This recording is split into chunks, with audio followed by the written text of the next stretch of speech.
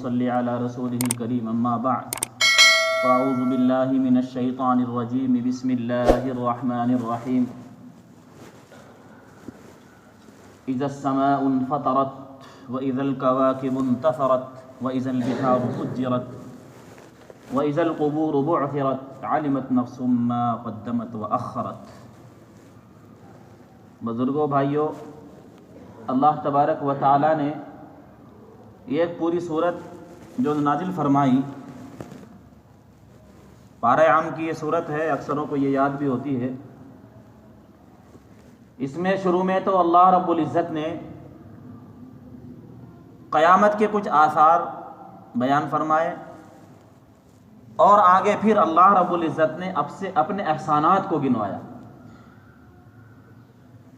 दुनिया में इंसान एक दूसरे को अगर गलत रास्ते से, गलत तरीक़े से रोकता है तो उसकी कोशिश होती है कि वो उसे बहलाकर, फुसलाकर, समझाकर, बुझाकर, चूँकि वो तो नुकसान को जानता नहीं, जो जानने वाला होता है वो अपने जज्बात के ज़रिए और अपने मोहब्बत भरे अंदाज में इंसान को समझाने की फ़िक्र और कोशिश करता है। मकसद ये कि ये गलत रास्ते से हटकर सीधे रास्ते पर आ जाए, नाकामी वाले रास्ते से हटकर कामयाबी वाले रास्ते पर आ जाए। ये इंसान की सोच होती है और होनी चाहिए। यहाँ अल्लाह रब्बुल इज़्ज़त ने, देखिए, दुनिया में हर चीज़ का इनकार किया जा सकता है, मौत का इनकार नहीं किया जा सकता। दुनिया में कौन आज तक पैदा हुआ, चाहे वो खुदाई दावा भी करने वाला हो, नाउज़ बिल्लाह, दुनिया की हर बात को, हर चीज़ को झुटलाने वाला हो, लेकिन मौत को झुटलाने वाला आज तक कोई पैदा नहीं हुआ। और मौत को रोकने का कोई आला, कोई मशीन, कोई तरीक़ा किसी के पास हो, ऐसा भी नहीं। इसी तरीक़े से जैसे मौत को नहीं झुटलाया जा सकता, क़यामत को भी नहीं झुटलाया जा सकता। जैसे मौत का यकीन इंसान को हर हाल में करना पड़ता है, इसी तरीक़े से जो क़यामत आएगी उसका भी यकीन करना पड़ेगा।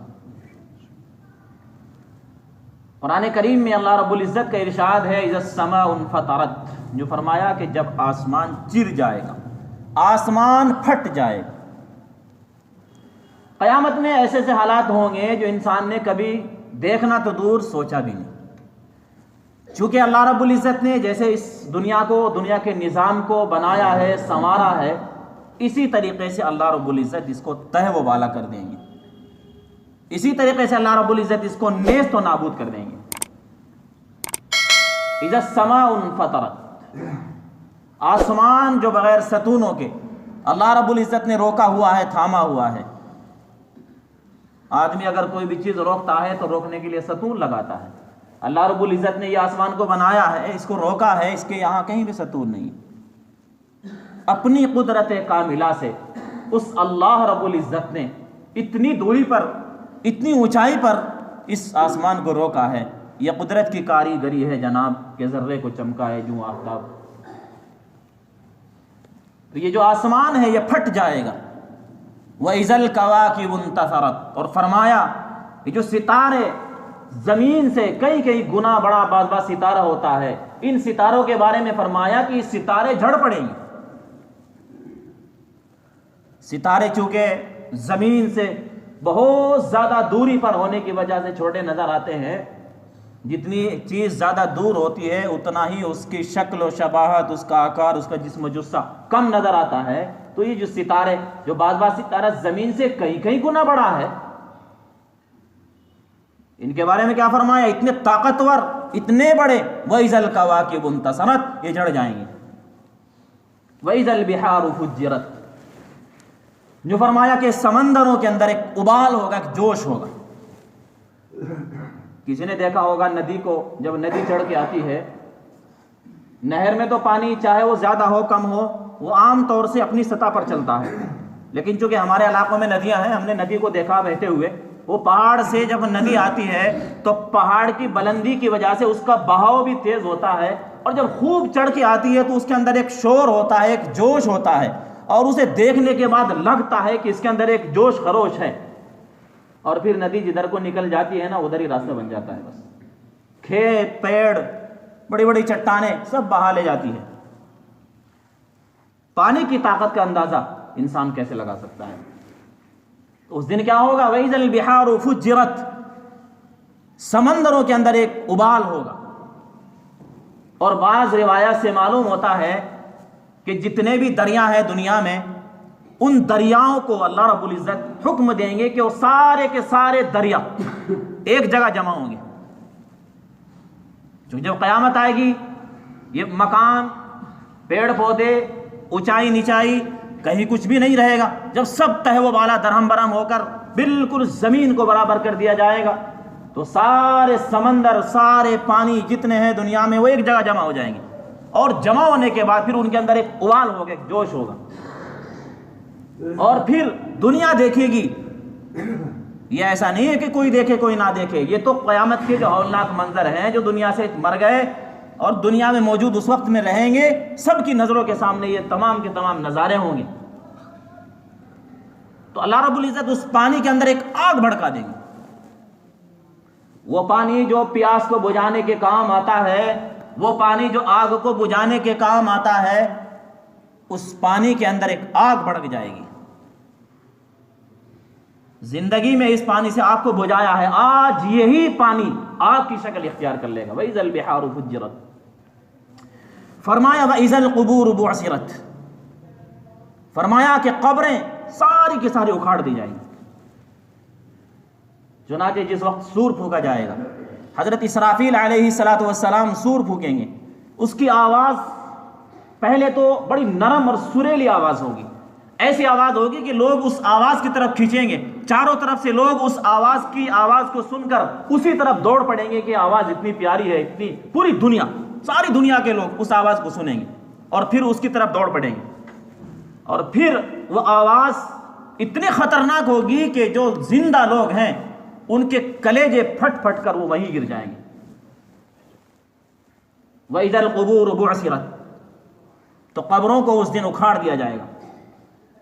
मरे हुए मुर्दे जो गड़े हुए हैं, वो सब के सब उठ उठ कर अपनी कब्रों से मिट्टी झाड़ते हुए चल पड़ेंगे। अलिमत नफ्सुम मा क़द्दमत व अख़रत, इंसान, हर नफ्स उस दिन जान लेगा कि उसने आगे क्या भेजा है और पीछे क्या छोड़ा है। आगे भेजने का मकसद इंसान के वो नेक आमाल जो उसने ज़िंदगी में किए, नमाज़ें पढ़ी हैं, ज़कात दी हैं, खैर के काम किए हैं, जो भी खैर के काम हैं वो गोया कि उसने आगे भेजे हैं। क़यामत के दिन और जन्नत में जाने तक वो उसके काम आएंगे, वो उसके अच्छे अमल हैं। अलिमत नफ्सुम मा क़द्दमत व अख़रत, और पीछे क्या छोड़ा है, पीछे उसने यूँ देखा जाएगा कि जाने के बाद इसने कोई काम ऐसे किए हैं कि इसके मरने के बाद इसको सारी ज़िंदगी सवाब मिलता रहेगा। सदक़े जारिया जिसको बोलते हैं, किसी ने मस्जिद बनवाई, मदरसा बनवाया, किसी को पढ़ाया, इल्म दीन सीखा, उसको लोगों में सिखाया, तालीम और तरबियत उसने अपनी औलाद की है, औलाद उसके लिए दुआएं करती है। इंसान के वो अमल जो सदक़े जारिया कहलाते हैं, मरने के बाद सवाब मिलता है। इंसान की नमाज मौत पर ख़त्म, ज़कात मर गया बस उसका सवाब ख़त्म। तो जितने भी अमाल इसने पीछे छोड़े हैं, और फिर इसे अफसोस होगा कि काश मैं दुनिया में और अच्छे अमल करके आता, यानी जो अमल इसने दुनिया में नहीं किए उनके बारे में इसे अफसोस होगा। मा क़द्दमत, मुझे और अमल करने चाहिए थे।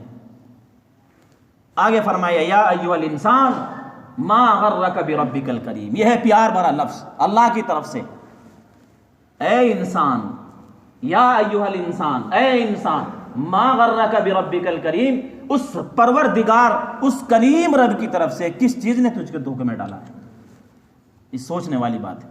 यानी इतना होने के बाद और इतना होगा इसका यकीन होने के बाद, ए इंसान, किस चीज़ ने उस करीम रब की तरफ से तुझे धोखे में डाल रखा है। अल्लज़ी खलक़क, आगे थोड़ा सा और बताया, अल्लज़ी खलक़क, अरे भाई याद रख, अल्लाह तो वो है जिसने तुझको पैदा किया। अल्लज़ी खलक़क, तुझको पैदा किया, रब वो है। फसव्वाक फ़अदलक, और फरमाया फिर तुझे बराबर किया, तेरे अंदर एतदाल पैदा किया। बराबर का मतलब अल्लाह ने आंखें लगाई हैं, नाक लगाया है, हाथ पैर दिए हैं। इंसान के पैर बड़े छोटे जिसके होते हैं वो लंगड़ा के चलता है। आंखें अगर किसी की अल्लाह ने कहीं, देखिए ये अल्लाह ने सब इंसानों की हमारी इस ढंग से बनाई है कि अच्छी भी लगती हैं, खूबसूरत लगती हैं, इनकी हिफाजत भी है। आंखों की हिफाजत के लिए पलकें लगाई हैं, और नाक की हड्डी को मजबूत बनाया है, नाक सांस के जरिए से गर्द गुबार अंदर न जाए तो बाल उगाए हैं, और फिर यहाँ रेजिश यानी ये जो जिसको हम सिनक बोलते हैं, इसको अल्लाह ने पैदा मुस्तकिल किया है। जब आप सांस लेते हैं गर्द गुबार इसके अंदर होता है तो इस चिपचिपे के अंदर वो चिपक जाता है, दिमाग में नहीं पहुंचता। अरे भाई ये हमने कब सोचा है, ये हमारे और आपके जहन में कहाँ आती है बातें। हम तो सोचते हैं कि ये रेजिश है, लेकिन इसका फायदा कितना है। ये अल्लाह ने आँख को कमज़ोर बनाया है, इसके चारों तरफ ये हाला मजबूत बनाया, हड्डी का खौल है। देखो आप यूँ करके, अगर ये कमज़ोर होती तो आदमी गिर के सबसे पहले आँख फूटा करती, लेकिन ये हड्डी को अल्लाह ने मजबूत बना दिया है। ये अल्लाह ने दांत बनाए हैं पत्थर के गोया के, और अंदर बिल्कुल नरम गुदास जीभ लगाई है। अगर दोनों सख्त होते तो कैसे चबाते, या तो दांत टूटते या जीभ टूटती, जीभ कटती, लेकिन अल्लाह ने जीभ को इतना मुलायम, इतना नरम बनाया है कि ये दांतों के बीच में ऐसे घूम फिरती है और फिसल जाती है, दांतों के कब्जे में ही नहीं आती। बहुत कमी के साथ कभी ऐसा होता है किसी की जीभ फंसती हो, इत्तिफाक। तो इसलिए फरमाया अल्लाज़ी खलक़का फसव्वाका फ़अदलक फ़ी अय्यि सूरतिन मा शाअ रक्कबक। ये फरमाया जिस शक्ल में अल्लाह ने तुझे बेहतर समझा बना दिया। जितने हम लोग हैं सारे लोगों की शक्लें अलग हैं। ये फिंगर है, पूरी दुनिया के फिंगर अलग हैं। अरे भाई एक इंजीनियर अगर बिल्डिंग बनाता है तो बिल्डिंग सारी की सारी सेम बन जाती हैं, और अगर वो अलग भी बनाता है तो कुछ ना कुछ मिल जाता है। ये फिंगर आज तक नहीं मिले, ये आइज प्रिंट आज तक किसी के, ऐसा नहीं कि दो भाइयों के सगे भाई हैं दोनों के एक हों, कभी नहीं हुआ। ये अल्लाह के पास कितने नमूने हैं, कितने बड़े खजाने हैं उस अल्लाह के पास, सारी दुनिया मिलकर हैरान। अल्लाज़ी खलक़का फसव्वाका फ़अदलक। तो इंशाअल्लाह बाकी आइंदा हफ्ता होगी। इसलिए मेरे भाइयों, ये अल्लाह की वहदानियत, ये अल्लाह की कुदरत, और इसके अंदर गौर फिक्र करना, इससे अल्लाह की वहदानियत का अंदाज़ा होता है, अल्लाह की कुदरत का पता चलता है, ईमान के अंदर इजाफा होता है। और अल्लाह ने ये एहसानात गिनवाए हैं, और गिनवाने के बाद फिर जो कहा है ऐ इंसान तो फिर धोखे में पड़ा हुआ है उस करीम रब की तरफ से जो बड़ा करीम है। मेरे भाइयों, आज हमें सोचने की, फिक्र करने की, अपने अंदर तब्दीली पैदा करने की ज़रूरत है। इंशाअल्लाह जो आगे सूरत बची है उसके बारे में इंशाअल्लाह आइंदा हफ्ता अगर मौका हुआ बात होगी। अल्लाह ताला हम तमाम की सलाह फरमाए, हम तमाम को अमल की तौफीक अता फरमाए।